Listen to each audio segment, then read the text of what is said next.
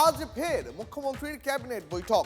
নবগঠিত মন্ত্রিসভার সদস্যদের নিয়ে আজ বৈঠকে শুভেন্দু অধিকারী। সরকারি কর্মীদের বকেয়া ডিএ দেওয়া নিয়ে আলোচনা হবে বৈঠকে, এমনটাই সূত্র মারফত খবর পাওয়া যাচ্ছে। এই মুহূর্তে সরাসরি আরো বিস্তারিত জানতে কথা বলবো আমাদের প্রতিনিধি দীক্ষা রয়েছেন আমাদের সঙ্গে। দীক্ষা, আজ বৈঠকে কোন কোন বিষয়ে আলোচনা হতে পারে? সরকারি কর্মচারীদের দীর্ঘদিনের অভাব অভিযোগ কি আজ মিটতে পারে?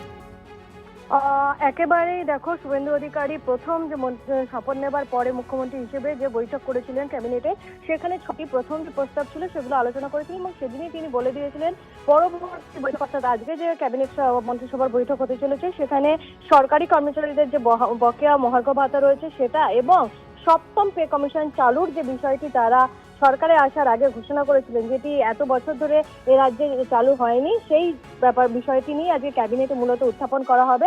তার বারবার বক্তব্য যে সরকার বারবার সরকারি কর্মচারীদের বঞ্চিত করেছিল, ফলে যে তারা প্রতিশ্রুতিগুলো দিয়েছিলেন ভোটের আগে এবং সরকারে আসার পরে তারা আগে সেইগুলোই প্রতিশ্রুতিগুলো আগে মেটাবেন এবং তার পরবর্তী ক্ষেত্রে কিভাবে কি চলবে সেগুলো পরে, অর্থাৎ আজকে ডিএ অর্থাৎ বকেয়া মহার্ঘ ভাতা এবং সপ্তম পে কমিশন নিয়ে ক্যাবিনেটে আলোচনা হতে চলেছে বলে প্রশাসনিক সূত্রের খবর।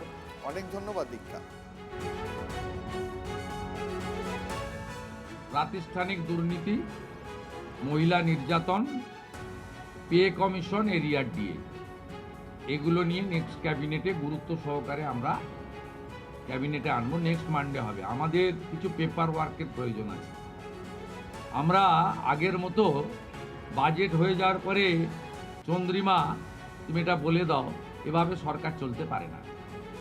সরকার চলে তথ্যের উপরে, সরকার চলে নিয়মের উপরে এবং সরকারি সিদ্ধান্ত হয় সংবিধানের কতগুলো বিষয়ের উপরে।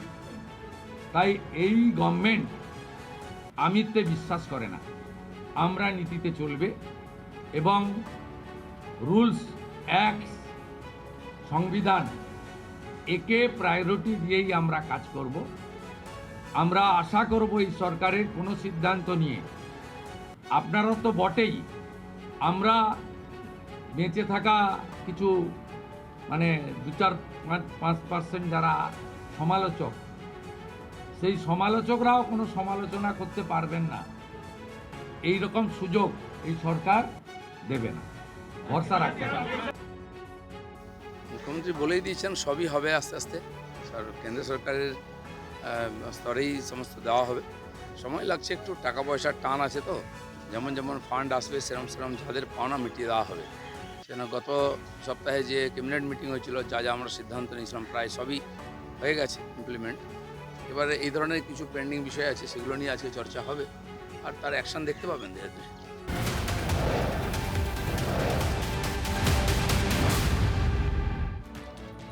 সীমান্ত সুরক্ষার কাজে আরো গতি আনতে তৎপর হলো নতুন রাজ্য সরকার।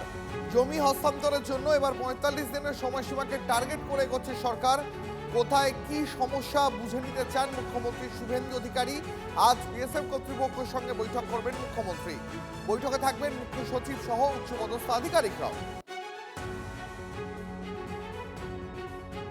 আমাদের প্রতিনিধি সায়ন্ত আমাদের সঙ্গে রয়েছেন এই মুহূর্তে টেলিফোনে। সায়ন্ত, আজকের বৈঠকে কোন কোন বিষয় মূলত আলোচনা হবে? দেখো, তুমি জানো যে মুখ্যমন্ত্রী হিসাবে শপথ নেওয়ার পর শুভেন্দু অধিকারী যে প্রথম সিদ্ধান্তের কথা জানিয়েছিলেন যে বিএসএফ কে যেখানে যেখানে তাদের ফেন্সিং এর জন্য একদিন জমি দেওয়া সম্ভব হয়নি সেখানে জমি দেওয়া হবে এবং যে কারণে 45 দিনের তিনি সময়সীমা বেঁধে দেন।